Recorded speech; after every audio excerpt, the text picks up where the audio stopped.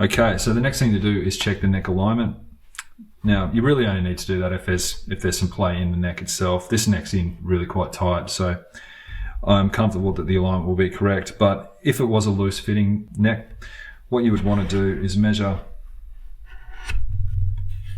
and make a mark halfway across the neck there, and measure between the two pre-drilled holes for the bridge.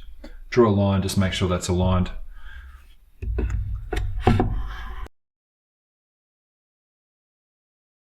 Now the next thing to do is check the neck angle. Now you can insert the bushings and the posts for the bridge if you like, but what I like to do is just let the bridge just sit like so. Make sure that the neck's in correctly, and taking a straight edge. Just make sure that that's just sitting above, which it is in this case, so we can move on.